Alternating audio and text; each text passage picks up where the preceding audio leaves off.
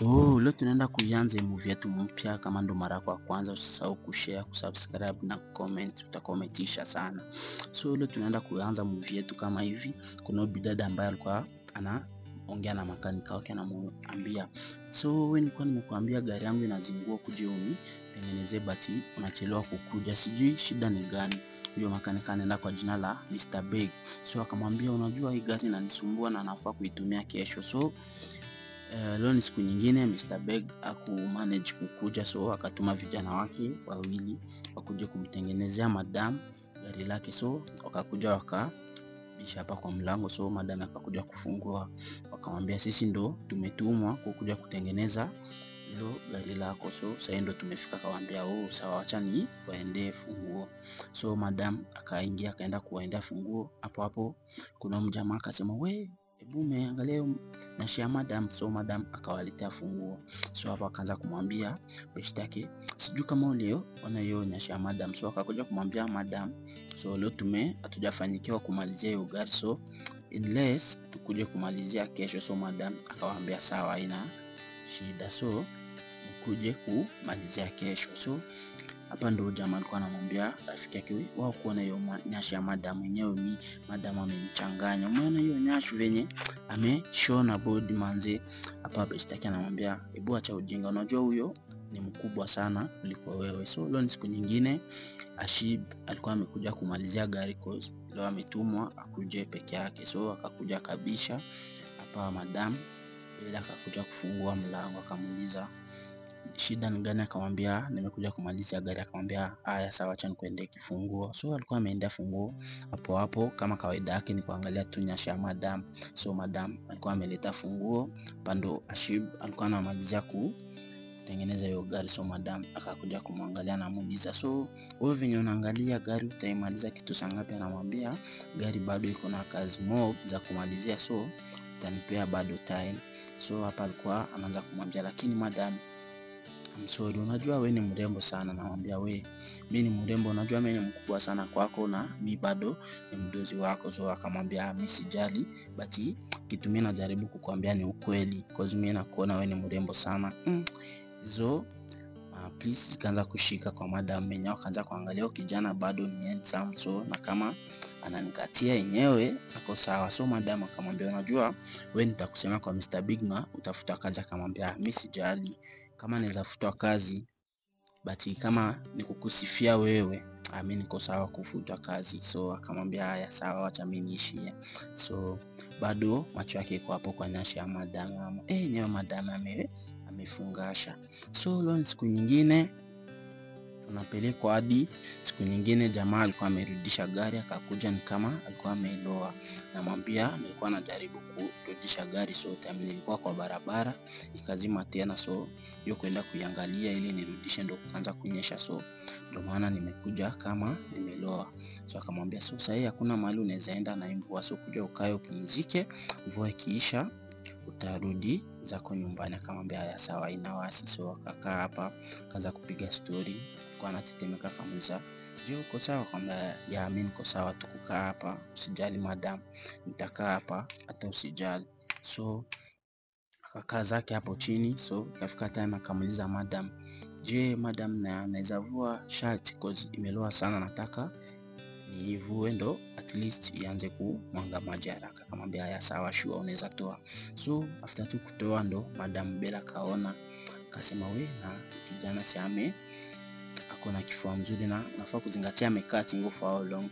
Leo ni siku nyingine.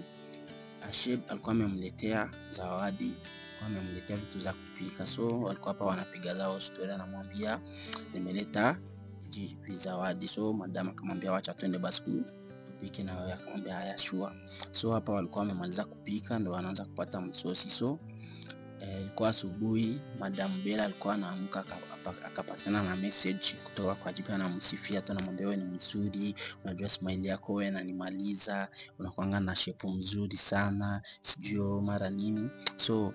Madam Bella atafanya nini? Ni kusmile tu zake. Leo ni siku nyingine. Alikuwa anampigia simu hapa, anamwambia, gari yako nimeshaimalizia, nataka ikuje. So hapa walikuwa wametuliza huko kwa gari, madam alikuwa amekujia gari lake. So hapa walikuwa wanapiga story, anamwambia unajua madam, wewe ni mzuri na hii gari nimeitengeneza na mahaba yote, so mimi nataka uanze kuitumia na najua haitakusumbua na nimetengeneza na mapenzi yote yenye niko nayo wako.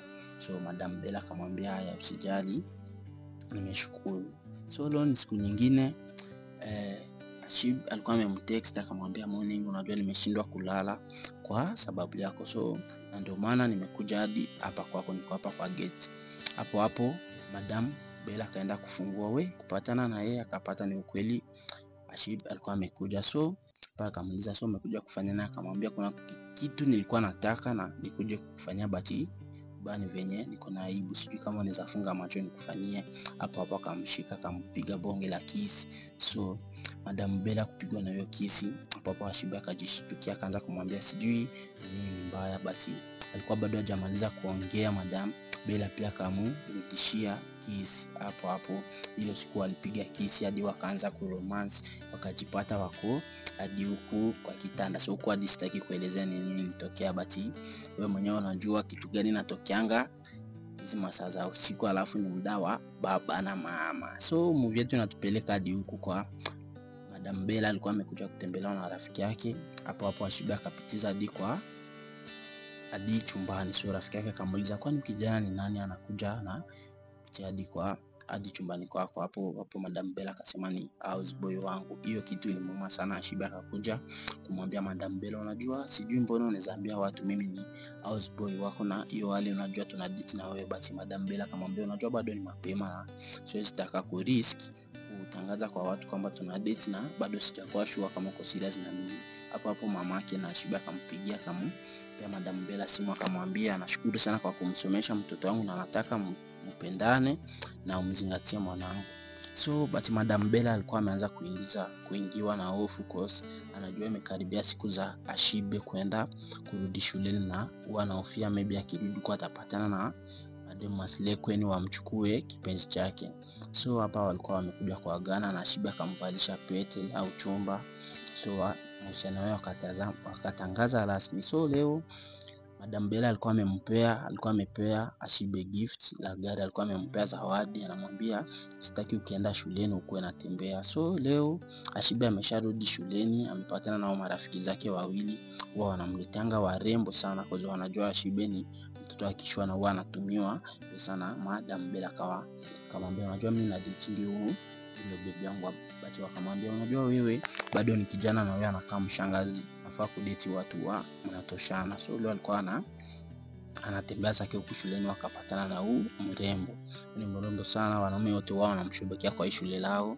So ni dada mrembo sana, anaenda kwa jina la Angela. So mpaka jaribu kuongea na Angela, but Angela anakuanga na maringo sana. So leo akakuja kuambia mabeshte zake unajua nimepatana leo na demu fulani, ni mrembo kinoma sana, but huyo demo hataki story zangu, hakuna shobo sana. So leo mabeshte zake wakamwambia hebu try kuongea leo na Angela. So wakachukua hadi kwa Angela. So akaanza kuongea na Angela, anamwambia Angela unajua Angela, mimi huwa nakuona hapa shuleni na yenyewe nimetokea kukuelewa sana, but Angela alikuwa na marafiki zake akaringaringa hapo. So hiyo siku kufanikiwa kuchukua namba. So marafiki zake wakamwambia unajua unafaa ku try tena cause unajua unaendesha gari, so Angela lazima atakushobokea. So leo usiku Ashib alikuwa amelala zake, akaanza kupitia Instagram kuanza kuangalia picha za Angela. So leo ni siku nyingine baada ya Angela kumuona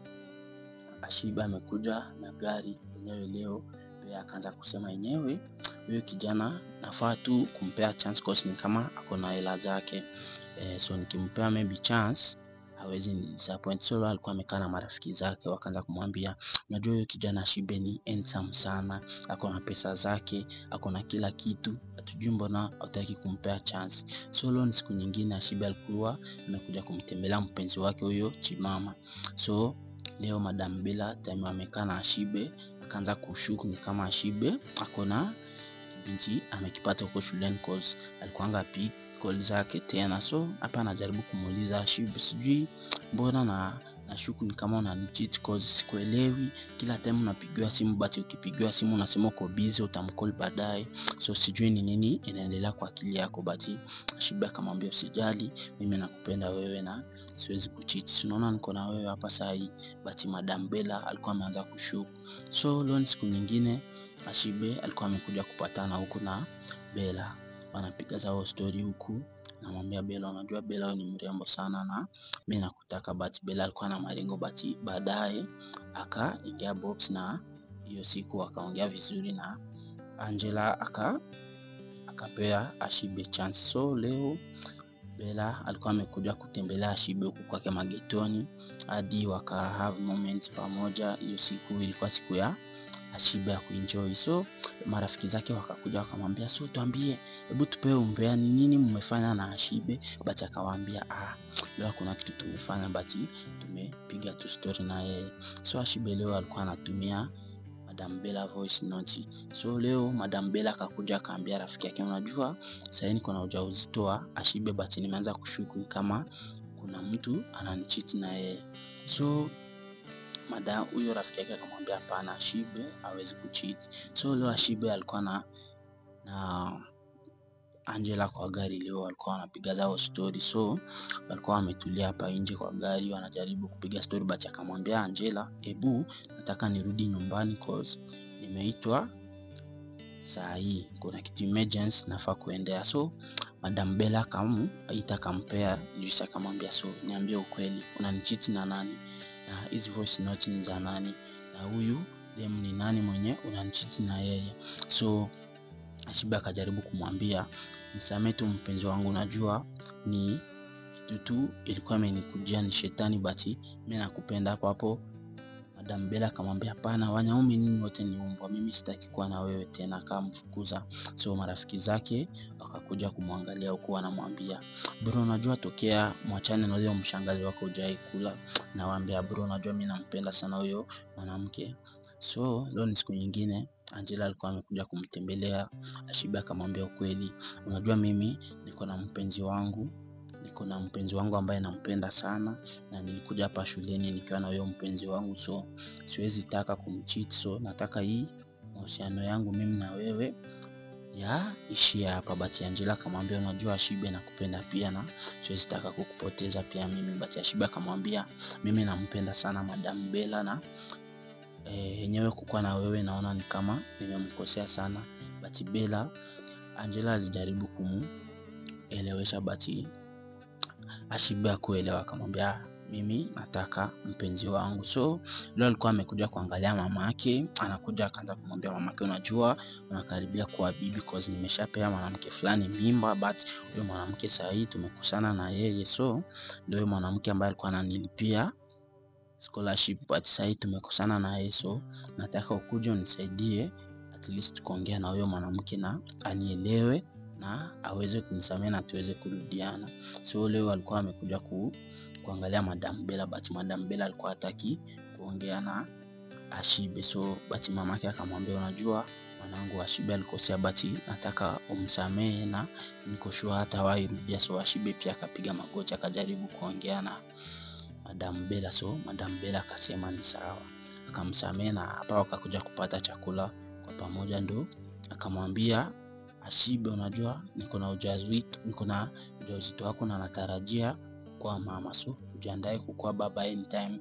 Hapo wakakumbatiana wakafurahi. So na kufika hapa tutakuwa tuna la ziada. Kama ndo mara yako ya kwanza kupatana na hii channel, usisahau kushare, kusubscribe na kucomment, tutakometisha sana. Tupatane next.